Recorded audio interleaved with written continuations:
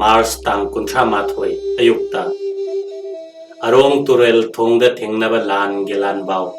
maihum morok sagol paw lilong lan sangda matam chana yobata natana sana kunungda Sri Sri Govindagi Sringar Arti loirakpada yorakhi Chongtha Majorgi Maitai Tengol bo British Tengona takhairakpagi paw tabada lan phamma silu silakhi haiduna Jobarasna Haujau sana ya school lakpabu magi Tengol puduna Thawala thokpam lan pham tana lan changnaba yathang piki Sana kunungi panji sanglakpana pirakpa afaba pungja khenphamda lan jatra taunaba raton thakorna thang ta nongmai lan gi khujukhulai pumba puja tauraba matungda safi lan phi setlaba ibungsi haujau sana ya school lakpa amasung majai bungo sengoi sana da sinare Sengoi pokpi mama sija ya school lakpi iru maithaja chandan chawa irang langna thin phanek thambal leikhok mayek naiba set moirang phi ina phi kok khumna in sana khuji nayan bi marai pareng si senga mada Sri Sri Govindagi nirmal lai pareng kalimai da katlaba sindur galoinana puja tauraba khusu thang sang haptuna puraklaga safi lan phi set laba mabungo ya school lakpada khurum laga nirmal lai pareng huksile marai bakta sindur nam laba matungda khusu thang ado mabungo gi khutta sina na hare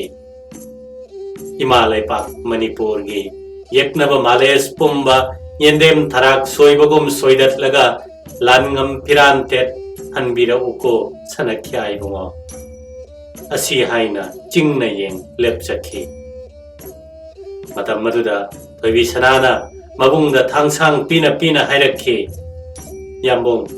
maitraba ki yeknaba pumba hatuna langam piran tet thuna halo ko yambong Mama Sija, Sengoi gi nakta sangsalagtuna machabu makokta nanbi makutta mayana chik haiki imagi bungo napabungi bungo gi thogal tawbada natuna matek tabo oyu langam phiran thetuna thindana halo koi bungo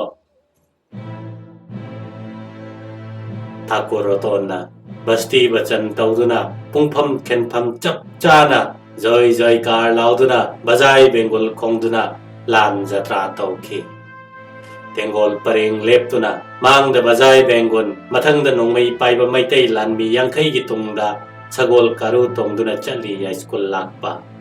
hak sen marina senaduna magi matungda yaripok achau chautona luchingduna thang chungoi paiba pakhang lan mi kun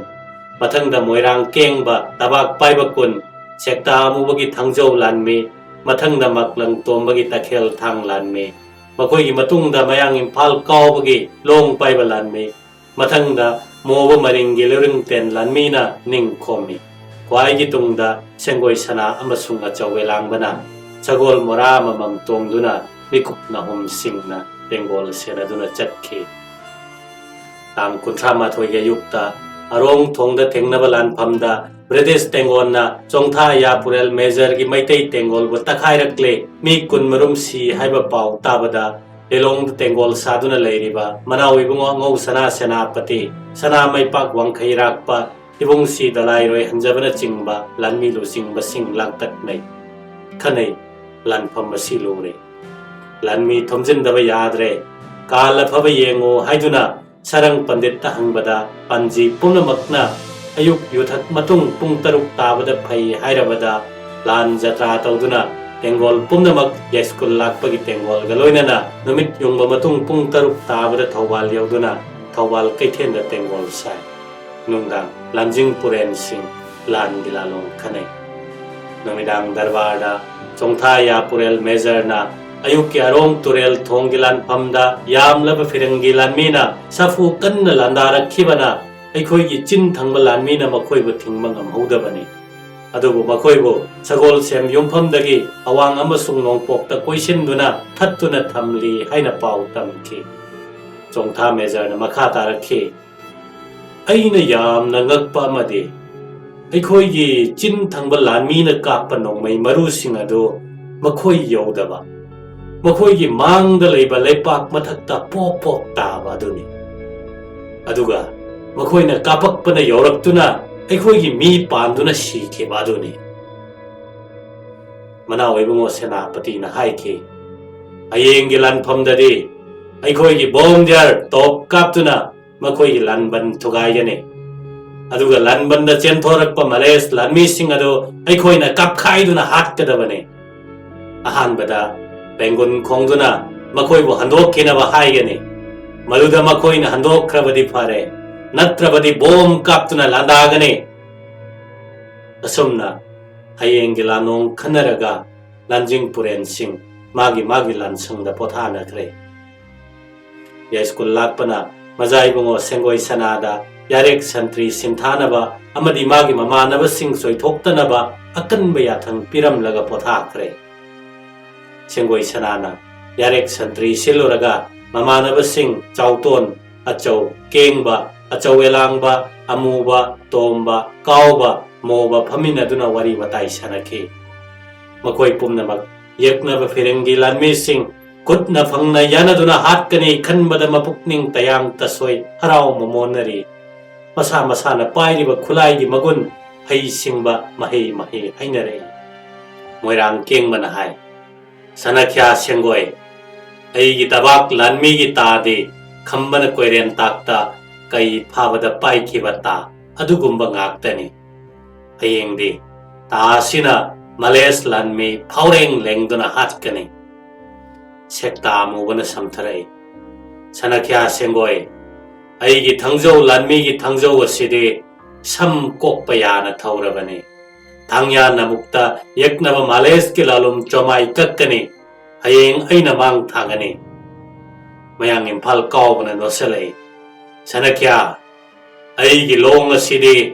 hangja taret changna saba ngaktani tin kibada soifadraba ngaktani hayenggi lanphamda yeknaba kayam hatpagi mityeng tabiyo maklang tombana hairei sanakya hayengdi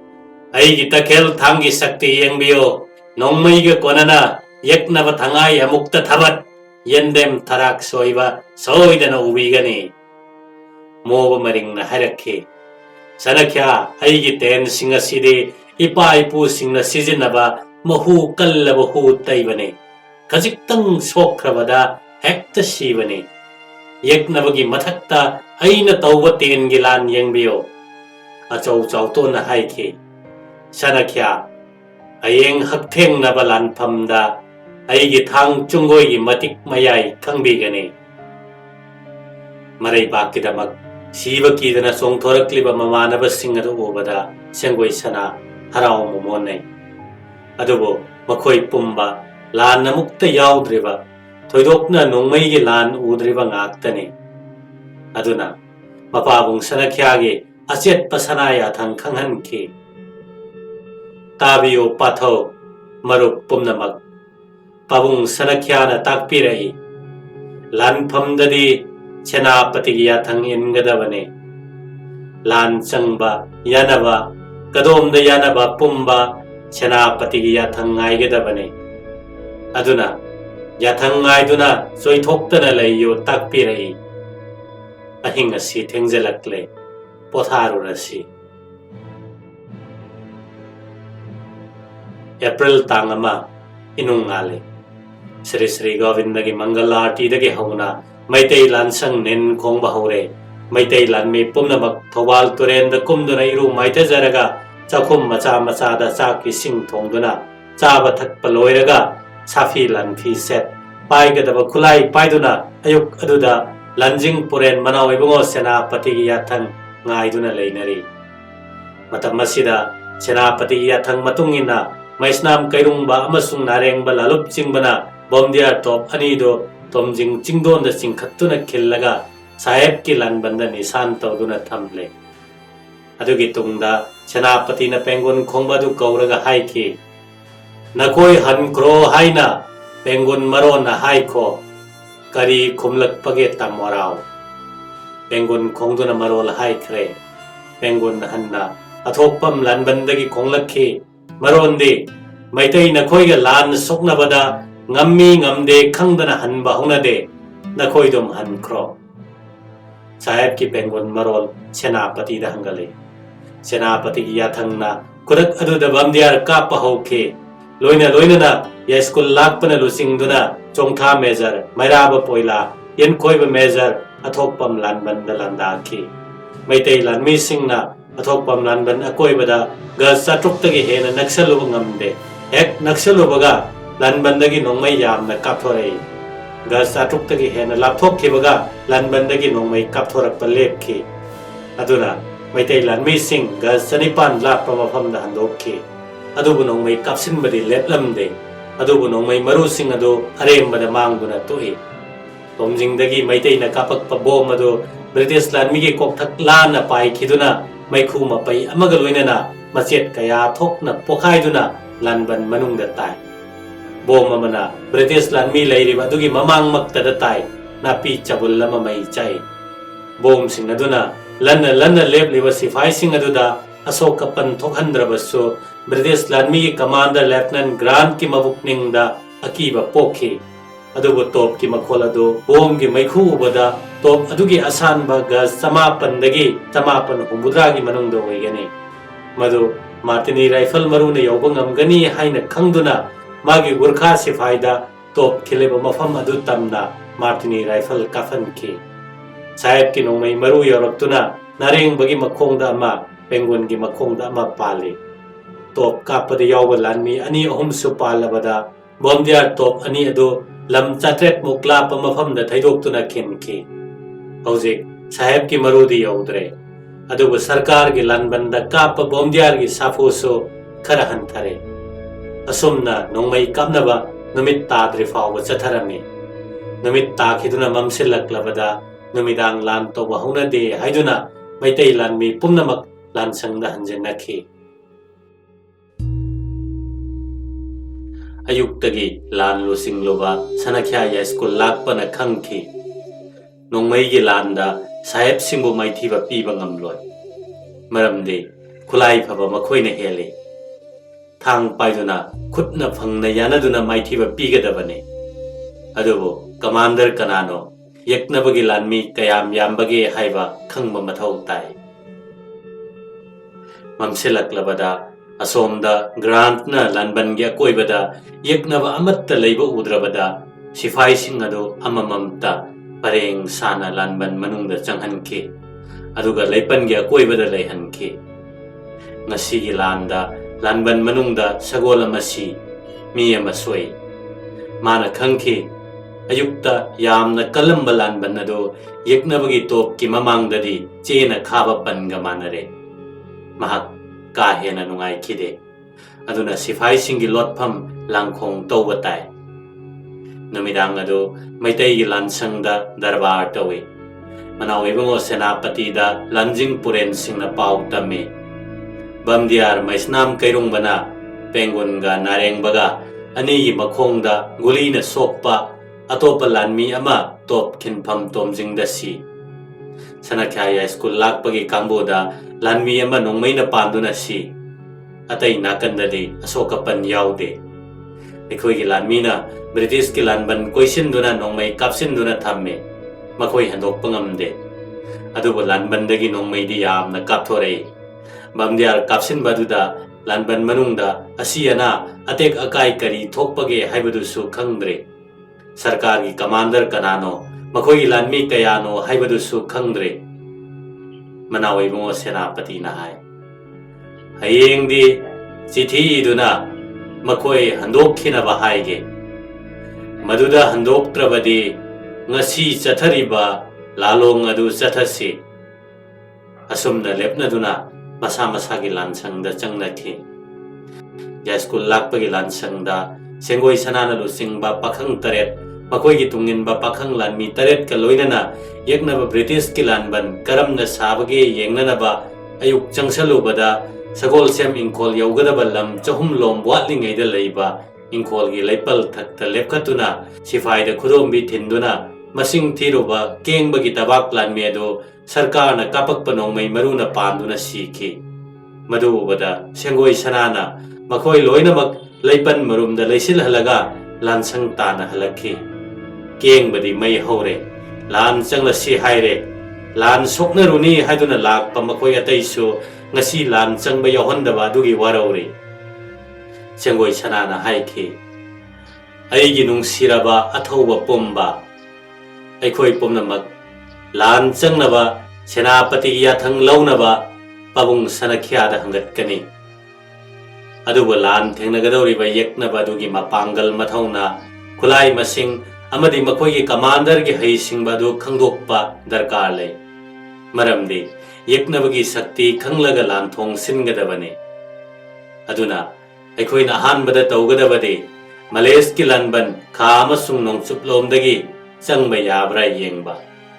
ꯂꯥꯟꯕꯟ ꯃꯅꯨꯡꯁꯤ ꯀꯝꯗꯧꯏ ꯀꯗꯥꯏꯗ ꯌꯥꯔꯦꯛ ꯁꯟꯇ꯭ꯔꯤ ꯂꯩ ꯌꯦꯛꯅꯕ ꯀꯌꯥ ꯌꯥꯝꯃꯤ ꯑꯁꯤꯅꯆꯤꯡꯕꯒꯤ ꯄꯥꯎ ꯈꯣꯝꯕ ꯇꯥꯏ ꯌꯥꯝꯅ ꯆꯦꯛꯁꯤꯟꯅ ꯂꯣꯟꯅ ꯆꯠꯀꯗꯕꯅꯤ ꯂꯥꯟꯗꯥꯕ ꯆꯠꯄ ꯅꯠꯇꯦ ꯄꯥꯎ ꯈꯣꯝꯕ ꯆꯠꯄꯅꯤ ꯍꯥꯏꯕꯁꯤ ꯀꯥꯎꯔꯣꯏꯗꯕꯅꯤ ꯄꯥꯎꯗꯨ ꯈꯣꯝꯂꯒ ꯑꯩꯈꯣꯏ ꯂꯣꯏꯅ ꯑꯩꯈꯣꯏꯒꯤ ꯂꯥꯟꯁꯪꯗ ꯍꯜꯂꯛꯀꯗꯕꯅꯤ ꯑꯩꯈꯣꯏꯒꯤ ꯃꯤ ꯑꯃꯠꯇ ꯌꯦꯛꯅꯕꯅ ꯐꯍꯟꯈꯤꯕ ꯌꯥꯗꯦ ꯍꯌꯦꯡꯗꯤ ꯑꯩꯈꯣꯏ ꯀꯥꯡꯕꯨ ꯑꯍꯨꯝ ꯊꯣꯛꯅ ꯆꯠꯁꯤ ꯃꯣꯕ ꯇꯣꯝꯕ ꯑꯃꯁꯨꯡ ꯑꯩꯅ ꯑꯍꯥꯟꯕ ꯀꯥꯡꯕꯨ ꯀꯥꯎꯕ ꯑꯃꯨꯕ ꯑꯃꯁꯨꯡ ꯌꯦꯂꯥꯡꯕꯅ ꯑꯅꯤꯁꯨꯕ ꯀꯥꯡꯕꯨ ꯑꯗꯨꯒ ꯀꯦꯡꯕ ꯆꯥꯎꯇꯣꯟ ꯑꯃꯁꯨꯡ ꯑꯆꯧꯅ ꯑꯍꯨꯝꯁꯨꯕ ꯀꯥꯡꯕꯨ ꯀꯥꯡꯕꯨ ꯈꯨꯗꯤꯡꯗ ꯇꯥ ꯂꯣꯡ ꯊꯥꯡꯖꯧ ꯇꯦꯟ ꯇꯈꯦꯟꯊꯥꯡ ꯑꯃꯃꯝ ꯂꯣꯏꯅꯕ ꯌꯥꯏ ꯑꯩꯅ ꯂꯥꯟꯕꯟꯒꯤ ꯑꯋꯥꯡ ꯌꯦꯂꯥꯡꯕꯅ ꯈꯥꯗ ꯑꯆꯧꯅ ꯅꯣꯡꯆꯨꯞꯂꯣꯝꯗ ꯆꯠꯀꯗꯕꯅꯤ ꯍꯌꯦꯡ ꯑꯌꯨꯛ ꯆꯠꯈ꯭ꯔꯒ ꯅꯨꯃꯤꯠ ꯇꯥꯔꯛꯄꯗ ꯍꯜꯂꯛꯇꯨꯅ ꯂꯥꯟꯁꯪꯗ ꯎꯅꯕ ꯑꯩꯈꯣꯏꯅ ꯀꯥꯎꯔꯣꯏꯗꯕꯗꯤ ꯑꯩꯈꯣꯏ ꯂꯥꯟ ꯌꯥꯅꯕ ꯆꯠꯄ ꯅꯠꯇꯦ ꯌꯦꯛꯅꯕꯒꯤ ꯄꯥꯎ ꯈꯣꯝꯕꯅꯤ ꯏꯅꯨꯡ ꯉꯥꯜꯂꯦ ꯑꯦꯄ꯭ꯔꯤꯜ ꯇꯥꯡ 2ꯒꯤ ꯑꯌꯨꯛ ꯅꯨꯃꯤꯠ ꯊꯣꯔꯛꯄꯗ ꯀꯥꯡꯕꯨ ꯑꯍꯨꯝ ꯑꯗꯨ ꯃꯥꯒꯤ ꯃꯥꯏꯀꯩꯗ ꯆꯠꯅꯈ꯭ꯔꯦ ꯑꯍꯥꯟꯕ ꯀꯥꯡꯕꯨ ꯊꯤꯟꯗꯅ ꯂꯣꯟꯅ ꯆꯪꯁꯤꯟꯗꯨꯅ ꯁꯒꯣꯜꯁꯦꯝ ꯌꯨꯝꯐꯝꯒꯤ ꯑꯋꯥꯡ ꯊꯪꯕ ꯂꯩꯄꯟ ꯃꯔꯨꯝꯗ ꯂꯩꯗꯨꯅ ꯂꯥꯟꯕꯟ ꯃꯅꯨꯡꯗ ꯇꯧꯔꯤꯕꯗꯨ ꯎꯈꯤ ꯁꯒꯣꯜꯁꯦꯝ ꯌꯨꯝꯐꯝꯗ ꯒ꯭ꯔꯥꯟꯠ ꯑꯌꯨꯛ ꯄꯨꯡ 3 ꯇꯥꯕꯗ ꯍꯧꯒꯠꯇꯨꯅ ꯂꯩꯄꯜ ꯑꯀꯣꯏꯕ ꯑꯗꯨꯒꯤ ꯃꯐꯝ 10ꯗ ꯁꯤꯐꯥꯏ 10나 ꯆꯦꯠꯅ ꯉꯥꯏ ꯂꯦꯝꯍꯧꯕ ꯁꯤꯐꯥꯏ ꯈꯔꯒ ꯀꯦꯝꯞ ꯐꯣꯂꯣꯋꯔ ꯕꯦꯒꯥꯔꯤꯁꯤꯡ ꯑꯗꯨꯅ ꯕꯣꯔꯥ ꯈꯥꯎ ꯑꯍꯥꯡꯕ ꯊꯨꯃꯣꯛ ꯑꯍꯥꯡꯕ ꯆꯤꯊꯤ ꯈꯥꯎ ꯑꯍꯥꯡꯕ ꯔꯦꯁꯟ ꯄꯨꯔꯛꯄ ꯑꯍꯥꯡꯕ ꯈꯥꯎꯁꯤꯡꯗ ꯂꯩꯕꯥꯛ ꯂꯩꯇꯨꯝ ꯍꯥꯞꯆꯤꯜꯂꯒ ꯃꯥꯡꯗ ꯑꯃꯁꯨꯡ ꯅꯥꯀꯟꯗ ꯄꯟ 5 ꯈꯥꯒꯠꯇꯨꯅ ꯊꯝꯃꯤ ꯃꯗꯨ ꯇꯣꯞ ꯀꯥꯞꯄꯛꯄ ꯃꯇꯝꯗ ꯀꯟꯅꯕꯅꯤ ꯂꯩꯄꯜ ꯃꯔꯨꯝꯗ ꯂꯣꯠꯅꯕ ꯀꯣꯝ ꯂꯥꯡꯈꯣꯡ ꯇꯧꯊꯣꯛꯂꯝꯃꯤ ꯂꯥꯡꯈꯣꯡ ꯑꯃꯗ ꯃꯤ 9ꯗꯒꯤ 10 ꯐꯥꯎꯕ ꯂꯣꯠꯄ ꯌꯥꯏ ꯃꯩꯇꯩ ꯂꯥꯟꯃꯤ ꯂꯥꯟꯖꯥꯕꯅ ꯅꯣꯡꯃꯩ ꯍꯦꯛ ꯀꯥꯞꯄꯛꯄꯗ ꯀꯣꯝꯗ ꯂꯣꯠꯇꯨꯅ ꯂꯩ ꯃꯤ ꯑꯃ ꯐꯥꯎꯕ ꯄꯥꯟꯗꯦ ꯃꯩꯇꯩ ꯂꯥꯟꯃꯤꯅ ꯂꯥꯟꯕꯟ ꯂꯣꯝꯗ ꯂꯝ 200 ꯂꯣꯝ ꯂꯥꯞꯅ ꯍꯦꯛ ꯆꯪꯁꯤꯜꯂꯛꯄ ꯎꯕꯗ ꯂꯥꯟꯕꯟꯗ ꯂꯩꯔꯤꯕ ꯁꯤꯐꯥꯏꯅ ꯀꯥꯞꯄꯤ ꯅꯠꯇ꯭ꯔꯕꯗꯤ ꯅꯣꯡꯃꯩ ꯁꯨꯀꯥꯞ ꯀꯥꯞꯇꯦ ꯄꯨꯝꯅꯃꯛ ꯑꯁꯤ ꯁꯦꯡꯒꯣꯏ ꯁꯅꯥꯅ ꯎꯈꯤ ꯒ꯭ꯔꯥꯟꯠꯅ ꯇꯣꯞ ꯃꯔꯨꯗꯒꯤ ꯀꯟꯅꯕ ꯇꯨꯔꯦꯜ ꯂꯣꯝꯗ ꯆꯦꯟꯊꯣꯛꯅꯕ ꯂꯥꯟꯕꯟꯗꯒꯤ ꯇꯨꯔꯦꯟ ꯇꯥꯕ ꯂꯝꯕꯤ ꯑꯃ ꯁꯦꯝꯕꯗꯨ ꯈꯪꯉꯕꯣꯛꯇꯒꯤ ꯑꯅꯤꯁꯨꯕ ꯀꯥꯡꯕꯨꯒꯤ ꯌꯦꯂꯥꯡꯕꯅ ꯎꯈꯤ ꯀꯥꯎꯕ ꯑꯃꯨꯕ ꯑꯃꯁꯨꯡ ꯌꯦꯂꯥꯡꯕꯅ ꯇꯣꯔꯕꯥꯟꯗ ꯂꯨꯝꯗꯨꯅ ꯂꯩꯔꯤꯉꯩꯗ ꯁꯥꯍꯦꯕꯀꯤ ꯀꯦꯝꯞ ꯐꯣꯂꯣꯋꯔ ꯕꯦꯒꯥꯔꯤ ꯑꯃ ꯃꯇꯣꯝꯇ ꯇꯨꯔꯦꯟꯗ ꯏꯔꯨꯕ ꯂꯥꯛꯄꯗ ꯌꯦꯂꯥꯡꯕꯅ ꯐꯥꯗꯨꯅ ꯃꯉꯣꯟꯗꯒꯤ ꯁꯥꯍꯦꯕꯀꯤ ꯁꯤꯐꯥꯏ 100ꯔꯣꯝꯅꯤ ꯕꯦꯒꯥꯔꯤ 30ꯅꯤ ꯁꯥꯃꯨ 2 ꯁꯒꯣꯜ 2 ꯌꯥꯎꯔꯤ ꯍꯥꯏꯕ ꯈꯪꯈꯤ ꯀꯃꯥꯟꯗꯔꯒꯤ ꯃꯃꯤꯡꯗꯤ ꯍꯥꯏꯗꯣꯛꯎ ꯌꯥꯗꯕꯅ ꯈꯪꯕ ꯉꯝꯈꯤꯗꯦ ꯅꯣꯡꯆꯨꯞꯂꯣꯝꯗ ꯆꯠꯈꯤꯕ ꯑꯍꯨꯝꯁꯨꯕ ꯀꯥꯡꯕꯨ ꯂꯥꯟꯕꯟꯒꯤ ꯅꯣꯡꯆꯨꯞꯇ ꯂꯩꯕ ꯑꯊꯣꯛꯄꯝ ꯈꯨꯜꯒꯤ ꯌꯨꯝ ꯄꯨꯝꯅꯃꯛ ꯃꯩ ꯊꯥꯗꯣꯛꯈ꯭ꯔꯕꯅꯤꯅ ꯂꯥꯟꯕꯟ ꯂꯣꯝꯗ ꯅꯛꯁꯤꯜꯂꯨꯕ ꯑꯣꯏꯊꯣꯛꯇ꯭ꯔꯦ ꯈꯔ ꯆꯪꯁꯤꯜꯂꯨꯕ ꯆꯥꯎꯇꯣꯟ ꯇꯝꯅ ꯀꯥꯞꯄꯛꯄ ꯅꯣꯡꯃꯩ ꯃꯔꯨ ꯑꯗꯨ ꯆꯨꯡꯒꯣꯏꯅ ꯉꯥꯛꯇꯨꯅ ꯆꯥꯎꯇꯣꯟꯗ ꯄꯥꯜꯍꯧꯗꯦ ꯑꯌꯨꯛ ꯑꯉꯟꯕꯗꯒꯤ ꯃꯩꯇꯩ ꯂꯥꯟꯃꯤ ꯄꯨꯝꯕ ꯂꯥꯟ ꯆꯪꯅꯕ ꯁꯦꯅꯥꯄꯇꯤꯒꯤ ꯌꯥꯊꯪ ꯉꯥꯏꯔꯤ ꯂꯥꯟꯖꯥꯕ ꯂꯥꯟꯃꯤ 50ꯃꯨꯛ ꯂꯥꯟꯕꯟꯒꯤ ꯅꯣꯡꯄꯣꯛꯂꯣꯝꯗ ꯆꯪꯁꯤꯟꯕ ꯍꯧꯈ꯭ꯔꯦ ꯃꯇꯝ ꯑꯁꯤꯗ ꯃꯅꯥꯎ ꯏꯕꯨꯡꯉꯣ ꯁꯦꯅꯥꯄꯇꯤꯅ ꯆꯤꯊꯤ ꯏꯕ ꯂꯣꯏꯔꯦ ꯃꯔꯣꯟꯗꯤ ꯅꯈꯣꯏꯒꯤ ꯁꯤꯐꯥꯏ 50 ꯑꯗꯨꯒ ꯑꯇꯩ ꯃꯤ 59 ꯐꯥꯗꯨꯅ ꯕꯟꯗꯤ ꯊꯝꯂꯤ ꯅꯈꯣꯏ ꯍꯟꯗꯣꯛꯈ꯭ꯔꯣ ꯅꯈꯣꯏꯅ ꯍꯟꯗꯣꯛꯈ꯭ꯔꯕꯗꯤ ꯃꯈꯣꯏꯕꯨ ꯊꯥꯗꯣꯛꯄꯤꯒꯅꯤ ꯀꯁꯥꯔꯗ ꯍꯜꯍꯟꯈꯤꯒꯅꯤ ꯅꯠꯇ꯭ꯔꯕꯗꯤ ꯃꯈꯣꯏ ꯄꯨꯝꯅꯃꯛ ꯂꯣꯏꯅ ꯍꯥꯠꯀꯅꯤ ꯆꯤꯊꯤ ꯑꯗꯨꯗ ꯕꯣꯟꯗꯤ ꯕꯥꯕꯨ 5-6ꯀꯤ ꯁꯍꯤ ꯇꯧꯍꯜꯂꯦ ꯑꯗꯨꯒ ꯁꯅꯥ ꯀꯣꯅꯨꯡꯗꯒꯤ ꯒꯨꯔꯈꯥ ꯁꯤꯐꯥꯏ ꯕꯣꯟꯗꯤ ꯑꯃ ꯂꯧꯔꯨꯗꯨꯅ ꯆꯤꯊꯤꯗꯨ ꯄꯤꯕꯗ ꯃꯆꯤꯟꯅ ꯍꯥꯏꯒꯗꯕ ꯋꯥꯁꯨ ꯇꯝꯕꯤꯔꯒ ꯆꯤꯊꯤ ꯄꯤꯔꯨꯅꯕ ꯊꯥꯔꯦ machinna haigadaba wadi aigi lanmi lising ahumni nakoina handoktrabadi nakoi loina nanga kaktuna hatkani Gurkha bandi yaduna nungthil pung ahum tabada phiral angoba pairaduna athokpam lanban manakta chatki gram phiral angoba ama paiduna thoraklaga chithi adu lauki amasung Gurkha adugi machindagi maitai lanmigi senapati aduna hairakpa adusu taki pung amaromgi matungda Manau Ibongo Senapati gi chithi gi paukum galoinana Manipur gi Maharaj te iba chithi ama maitai lansang yaurakhi numit tarakladuna lanjaba masel khara kapnaba natana lan makha chathakidre maitai lansangda lanjing puren singi darbarda grant ki paukum chithi adu khanakhi mana harakhi aidi tumuda chalane lakning bami lakpa yagane yamdrabada Gurkha bandi sing adu thadoktrabadi ai chaloi Manipuri lising manga budi ai karisu thausade chithi adu grant na Colonel A Howlett Commander to be regiment haina sahi tawai khanaraba matungda Manau Ibongo Senapati na lepa matungina Srijut Maharaj na irakpa chithi adu sana konungda thakibaga loinana Gurkha lanpha sing adu thadok pikro haina Srijut hangatki Srijut ki paukhum sanaya thang phanglaba matungda taugadaba thabak lepnaba marakasida athokpam lanbanda leiriba yeknaba sing koisinduna lenghandana thamsi haina yanakhre waikhom yumphamda leiba ya school lakpagi lansangda Sengoi sana amasung magi kangbuna ngasi makoina khomluba paudo mapabung sanakhyada tamlaga Sengoi sanana hangatki pabung sanakhya yeknaba sarkar gi lanmi chamaromdane makoi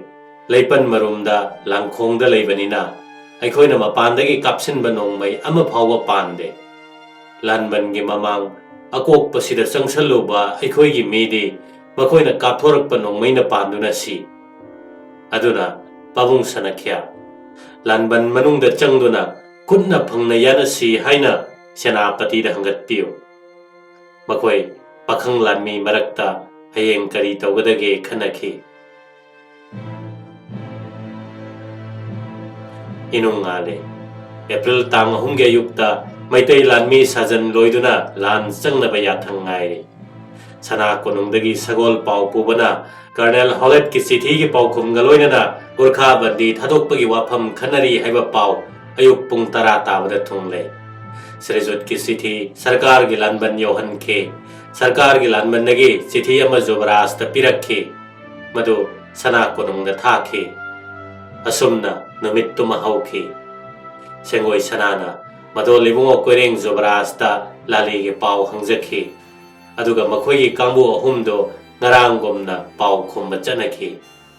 Sengoi sanana sarkar gi lanban gi awang thangbalai pal marumdagi okhi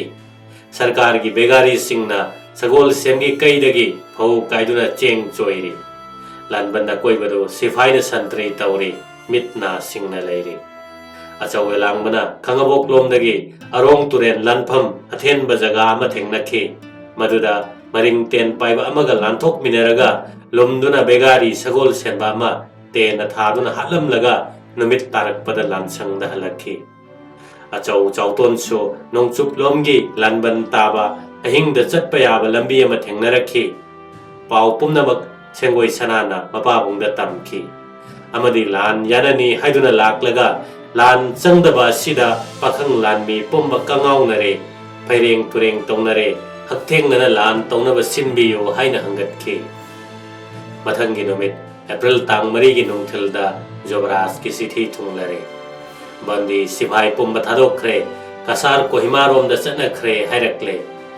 athokpam lanbandagi sarkar gi sipai sing hankibada chengjen oinaba yam ser saniyang khai hawai ser kunmanga ghi ser kunmanga khaksu tharakhi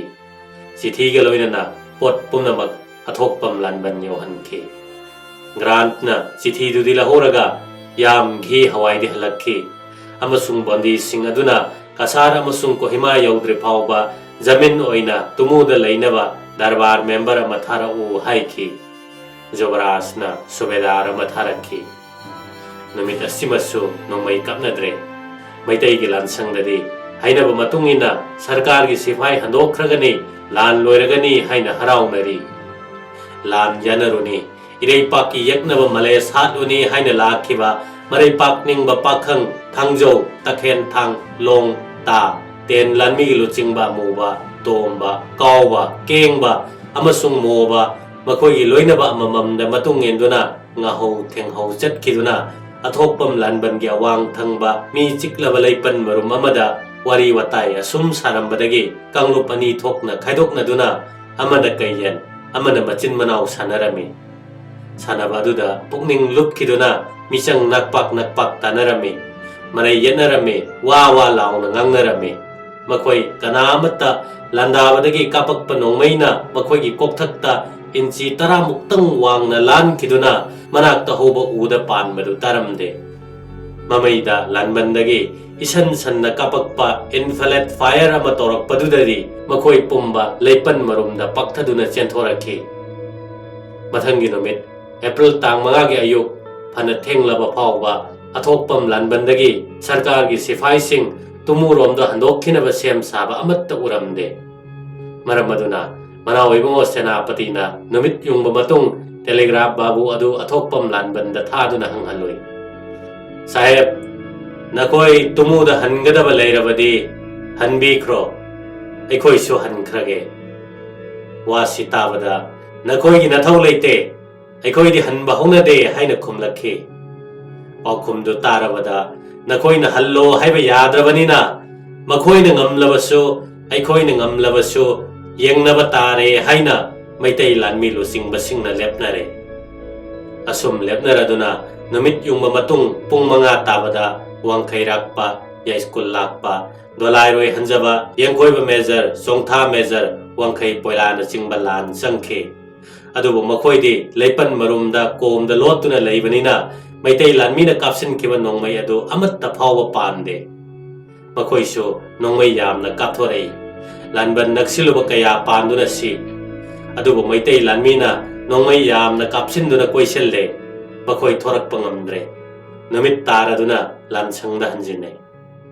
asumna lanpham kudong thirabada maitai lanjing puren sing ahing lansangda karamba lanong chathagadage khanai ibungsi ya school lakpana haiki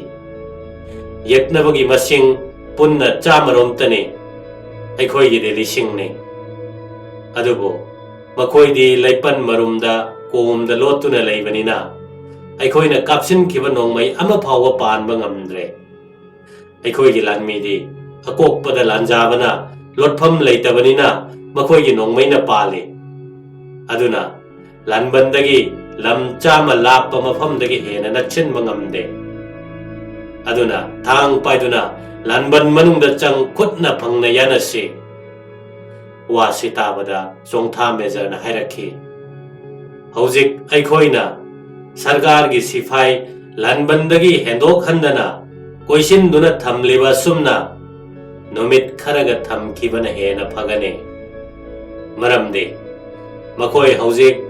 makhoi gi ration loi khiduna sagol semna hundok lamba phau suduna chaba horabane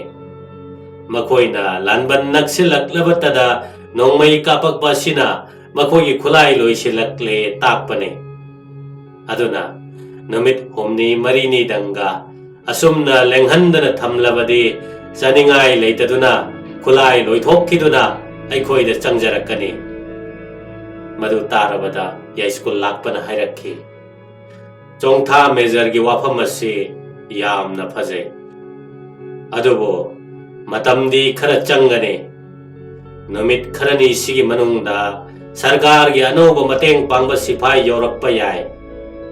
aduna aina haijariba si marai pakning ba pakhang kaya gi motne lan su thuna loisinna bane haktheng nana lan tawduna yeknaba male satkani haina songthorakki ba kaya lan yaudana kangaunana numit kaya nimuk lerakpa sida makhoi gi pukning irang hore makhoina karigomba lanpham asi thadoktuna chatkrabade ꯌꯦꯛꯅꯕ ꯊꯦꯡꯅꯅꯕ ꯃꯤ ꯑꯃꯠꯇ ꯂꯩꯍꯧꯗꯕ ꯌꯥꯏ ꯄꯨꯝꯅꯃꯛꯁꯤ ꯇꯥꯔꯕ ꯃꯇꯨꯡꯗ ꯃꯅꯥꯎ ꯏꯕꯨꯡꯉꯣ ꯁꯦꯅꯥꯄꯇꯤꯅ ꯍꯥꯏꯈꯤ ꯏꯕꯨꯡꯁꯤ ꯌꯥꯏꯁ꯭ꯀꯨꯜ ꯂꯥꯛꯄꯒꯤ ꯋꯥꯐꯝ ꯑꯆꯨꯝꯕꯅꯤ ꯆꯣꯡꯊꯥ ꯃꯦꯖꯔꯅ ꯍꯥꯏꯔꯤꯕ ꯂꯥꯂꯣꯡ ꯑꯁꯤꯁꯨ ꯑꯐꯕꯅꯤ ꯑꯗꯨꯅ ꯂꯥꯂꯣꯡ ꯑꯅꯤꯃꯛ ꯑꯁꯤ ꯄꯥꯡꯊꯣꯛꯅꯕ ꯌꯥꯝꯕꯨꯡ ꯌꯥꯏꯁ꯭ꯀꯨꯜ ꯂꯥꯛꯄꯒ ꯆꯣꯡꯊꯥ ꯃꯦꯖꯔꯒ ꯑꯅꯤꯅ ꯄꯥꯏꯈꯠꯄꯤꯔꯣ ꯑꯁꯨꯝꯅ ꯂꯦꯞꯅꯔꯗꯨꯅ ꯃꯊꯪ ꯅꯨꯃꯤꯠ ꯇꯥꯡ 6ꯇ ꯌꯥꯏꯁ꯭ꯀꯨꯜ ꯂꯥꯛꯄꯒꯤ ꯂꯥꯟ ꯆꯪꯅꯕ ꯁꯦꯝ ꯁꯥꯕ ꯍꯧꯈ꯭ꯔꯦ ꯍꯌꯦꯡꯗꯤ ꯊꯥꯡ ꯄꯥꯏꯗꯨꯅ ꯈꯨꯠꯅ ꯐꯪꯅ ꯌꯦꯛꯅꯕꯒ ꯂꯥꯟ ꯌꯥꯅꯔꯅꯤ ꯍꯥꯏꯕ ꯄꯥꯎ ꯑꯁꯤ ꯁꯦꯡꯒꯣꯏ ꯁꯅꯥꯅ ꯃꯃꯥꯟꯅꯕ ꯀꯦꯡꯕ ꯀꯥꯎꯕ ꯑꯃꯨ ꯇꯣꯝꯕ ꯃꯣꯕ ꯑꯆꯧ ꯆꯥꯎꯇꯣꯟ ꯑꯦꯂꯥꯡꯕꯗ ꯇꯝꯂꯕꯗ ꯃꯈꯣꯏ ꯈꯨꯗꯤꯡꯃꯛ ꯍꯥꯏꯐꯝ ꯈꯪꯗꯅ ꯅꯨꯡꯉꯥꯏꯕ ꯐꯥꯎꯏ ꯃꯔꯩꯕꯥꯛꯀꯤ ꯌꯦꯛꯅꯕꯕꯨ ꯍꯥꯠꯄ ꯅꯠꯇ꯭ꯔꯒ ꯃꯔꯩꯕꯥꯛꯀꯤꯗꯃꯛ ꯁꯤꯕ ꯁꯣꯏꯗ꯭ꯔꯦ ꯈꯟꯕꯗ ꯅꯨꯡꯉꯥꯏꯕꯒꯤ ꯉꯝꯈꯩ ꯂꯩꯔꯝꯗꯦ ꯁꯦꯡꯒꯣꯏ ꯁꯅꯥꯅ ꯂꯨꯆꯤꯡꯗꯨꯅ ꯃꯈꯣꯏ 110 ꯄꯨꯟꯅ ꯖꯩꯙꯅꯤ ꯂꯧꯃꯤꯟꯅꯈꯤ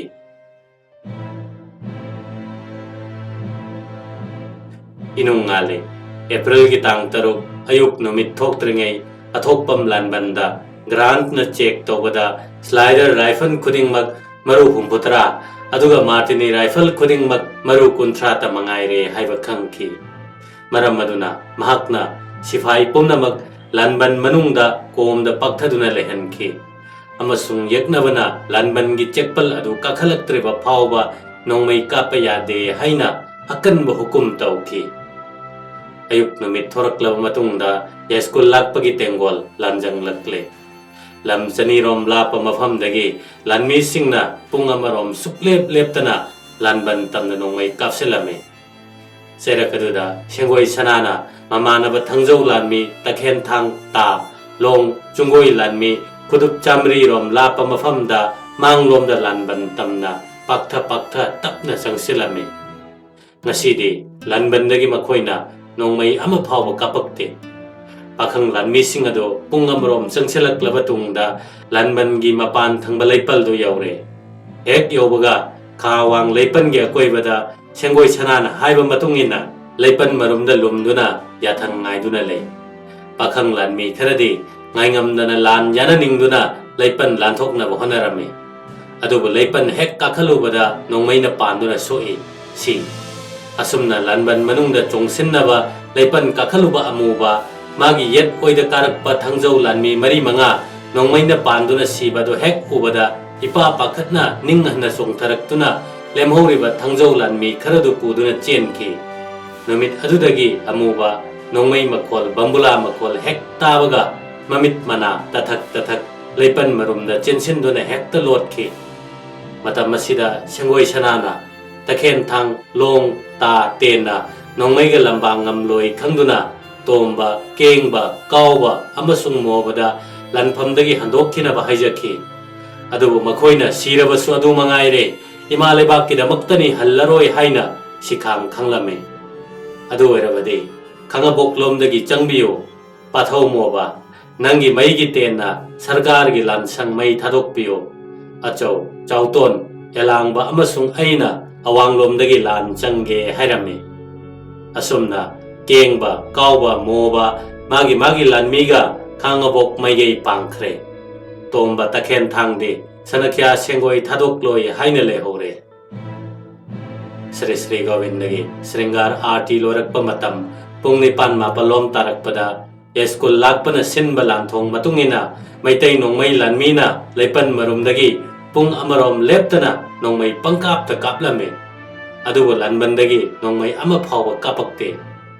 ꯆꯩꯔꯛ ꯑꯁꯤꯗ ꯊꯥꯡ ꯄꯥꯏꯕ ꯂꯥꯟꯃꯤ ꯈꯔ ꯇꯣꯝꯕꯒꯤ ꯇꯈꯦꯟꯊꯥꯡ ꯂꯥꯟꯃꯤꯒ ꯂꯣꯏꯅꯅ ꯆꯪꯁꯤꯜꯂꯛꯄꯅ ꯂꯥꯟꯕꯟꯒꯤ ꯂꯩꯄꯟ ꯌꯧꯒꯗꯕ ꯒꯖ 30 ꯃꯨꯛꯇ ꯃꯉꯥꯏꯔꯦ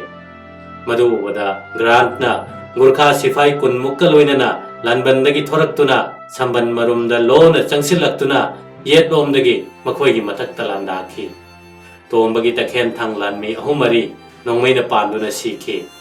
ꯃꯩꯇꯩ ꯂꯥꯟꯃꯤꯁꯤꯡ ꯇꯨꯡ ꯍꯟꯗꯣꯛꯈꯤ ꯒ꯭ꯔꯥꯟꯠ ꯑꯃꯁꯨꯡ ꯃꯥꯒꯤ ꯀꯥꯡꯕꯨ ꯈꯣꯡꯂꯩ ꯊꯨꯅ ꯂꯥꯟꯕꯟ ꯃꯅꯨꯡꯗ ꯆꯦꯟꯁꯤꯟꯈꯤ ꯄꯨꯡ 12 ꯇꯥꯔꯛꯄꯗ ꯃꯩꯇꯩ ꯂꯥꯟꯃꯤꯅ ꯂꯥꯟꯕꯟꯒꯤ ꯃꯃꯥꯡꯗ ꯂꯩꯔꯝꯕ ꯁꯝꯕꯟ ꯃꯔꯨꯝꯗꯒꯤ ꯅꯣꯡꯃꯩ ꯀꯥꯞꯁꯤꯟꯕ ꯍꯧꯏ ꯒ꯭ꯔꯥꯟꯠꯅ nongmei makhol haukraba ama taki mahak nungsa thiki gorkha sing aduga loinana mahak langkhong ko manungda changduna uprak na sittuna leirame kapsilakpa nongmei maru amana table mathakta leiba magi breakfast ado pumchai chaiduna manghanki khangabok lomdagi lanjang lakpa kengba kauba mobana arong turel lana bo hanaki torban mongsong maraktagi mobana kapkiba maigi tenna lanban manungda leiba sang macha ama mai chakhi kengba kauba anina tabak long taruk ka loinana arong turel gi athenba mafam amada langthoktuna athokpam lanban tamna changsilakpada yeknabagi sagol samu senba kem follower begari mari manga thengnai begari sing aduna makhoi bu ubada lanban tana chensinki kengmana tanaduna amari tana lengduna hatki kaubuna hulak palongna sagol ama sathina sokki chen khiba sing aduna lanban yokhibaga lanban dagi kapthorak panongmaina panduna tanaruba kengba kaubaga loinana tabak ahum long ahum siki kengmana hulamba tana samu ama panki lemhauba sing aduna chen khiduna arong turel lan khiduna khangabok tale horiba long ta ten nongmei ga lamba chade thengnaba yaroi haina mobana makhoi ga loinana numit taram naina handokhi kengba kaubade maraiba kidamak mathwai katchaba ngamki asomda lanban gi awang thangba nakalomda changselakpa maitai lanmina ayuktagi thengnarakpa nungthel yoraklaba phawba kumang chawsinba ngamdaba lanban manung changsinba ingam ngamdaba du ubada ibungsi school lakpa ngasigi lana sigi lanjing puren thang satuna haktheng naba lan gidamak majai bungo sengoi sana elangba ni na thogan taw nungthel pung ahum tabada mang thana lan phamda changsinki tomba loinana makhoi gi takhen thang lanmi achau chauton ga loinana thang chungoi kun tunginaki asum sangsilakpana futtaruk lom wang balaipan namagi makhong yaure leipan dugi marom okut paduda pumnamak lumduna yathang ngaiduna leirame eskul lakpana ngairibadi sarkar gi commander adu tabuni kuide magi yathang matungina takhen thang lanmi khara thang chungoi khara lanban manungda chongsinnaba leipan mathakte hek karubada khudong nongmei kapakhi maduna panduna takhen thang mari manga thang ani panduna ontharakhi leipan karuba pumba kumtharakhi eskul lakpana lanbandagi rifle natana khudong nongmei kadai dagino yenglobada grant na gurkha sifai kharaga loinana lanban gi mapanda leipan amasung samban gi marakta khudong nongmei kap tuna lakpa manak yogadaba khuduk kun muktang lapna leirambado eskul lakpa sengoi sana mapa machana ukki tanja simakne eskul lakpa sengoi sana mapa machana ngairakpa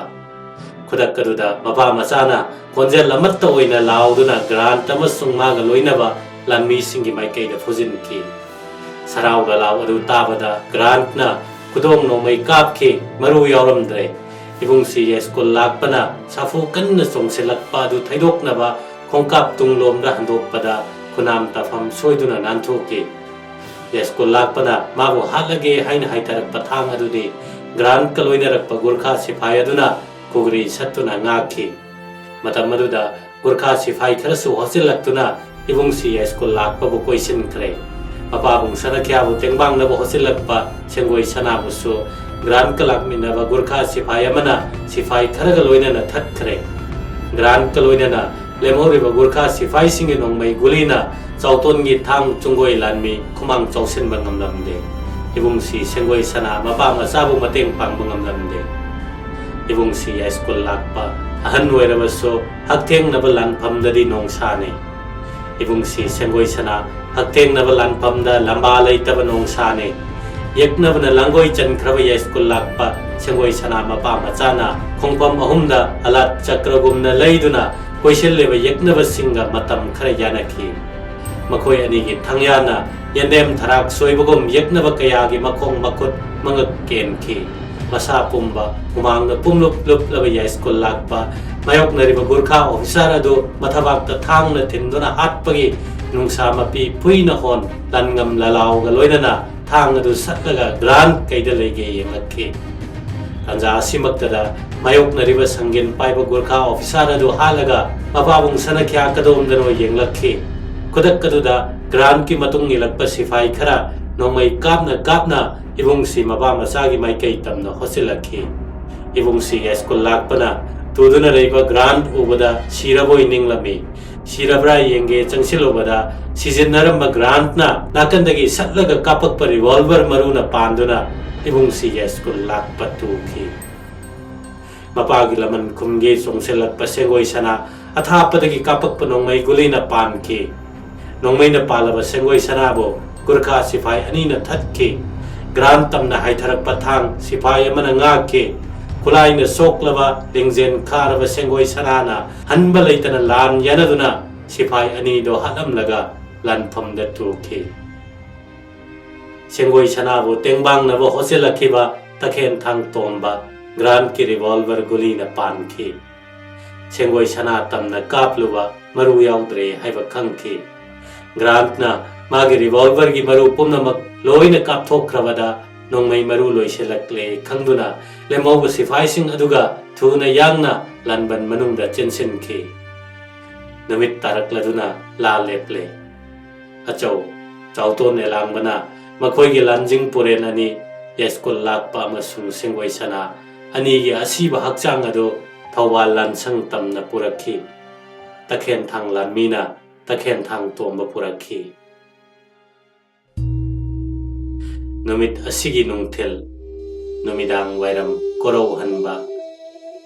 nongmagi Manipur khongchat loiraduna ngaprum chingjeng da phamduna ngaihaktang pothari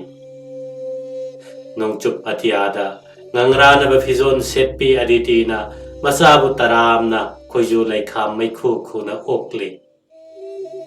atiada pairambo sekwaya mahum maikai pangnarakli sanjabungdagi san kanarakli hainam leinam puraba malang basu liri humli pumnamak ayingba atappa chaning taba nungaiba matamni asumna nungsana nemtharakpa hakchangna tekhalakpa matam asida Imphal High School Brahmapur Thakur Roton gi yumda Thakur Roton leite sana kunung kakhi lewaki yai phanaba katpa jege puja yauki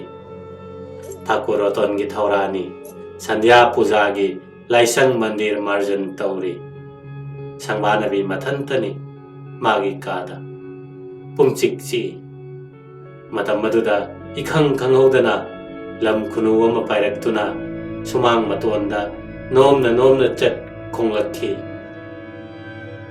lam khununa khongbagi khonjel hek tabada sangbanabi mamitta mapi sinthana yambung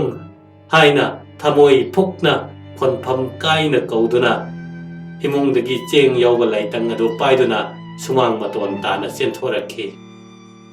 cheng khubam chairame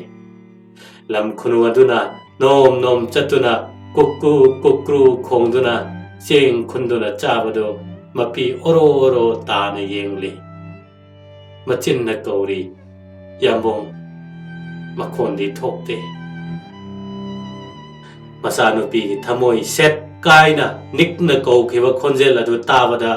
masanupi gi damakta mi pairabi mamana laisang lomdagi thuna yangna chelaktuna masanupi gi manak yorakpadadi sangbanabi hik kaplambadagi lengotana tuminna leibada ukhi masanupi bo matam bakta konkhat pikhi imagi bema karino nangna tawriba sibo imabu kari wore sige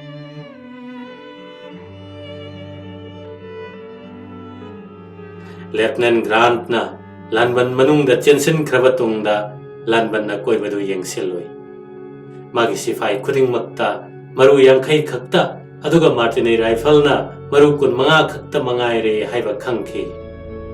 maduri akan balan thengnabada pung amadagi hena chatloi makoibu mateng pangnaba British lanmi lakpagi su pau leite masigi lan adugumba ama amuk thengnaba tarabade kudong thiningai ni haiba khangki mathwai waki lanban manungda lengdana leiki mathang numit yungba Burma dagi Captain Prescribe na thuna thoraklo mateng pangbal laroi haiba yathang yawba chithi ama phangki yathang adu phangba numit ki sukna mamlaba nong phudit phuna taraba athengba hingda maitai lanmi singna tumkhun talingeida lona chenki nong alabada lanban adu pumhang hangle British sipai ama phawba leitre chen khre haiba maitai lanmi singna khangle lan leitre British lanmi langai duna chen khre maitai na lan joy oire haina manawi bungo senapati ngau sanana sana kunungda pau thaki awaiba mak sana kya haujo sana ya school lakpa amasung mazai bungo sengoi sana mapa masana maribab ki damak mathwai katuna thawal athokpam lanpamda British pumai thiba piduna tanthokhi avokna hairakhi saheb singna yungliba nunggi yumbi ado pabung sanakya ya school lakpa amasung yambung sengoi sanagi tupam manaktani khongjom lan loiraba matungda lan phamda mathwai tha khraba ipa ipal ibung ipwa athoba sing aduda tarpon katnaba khongjom turel ta na chane aiga nabok thorani sangba nabiga thoibi sanaga aikhoi ahumsu arong turenda tarpan khatloi thorani yamna kapki numit adudagi mahak masam adum haigat khre lanpham masining singnaba ya school lakpa sengoi sana ani gi topam nakte yongliba he ningsing yombi nangnadi khangba phongnadi haidoktaba tamuko athauba ni gi wari se nangbu thirakpa maribak ningba mi khudingda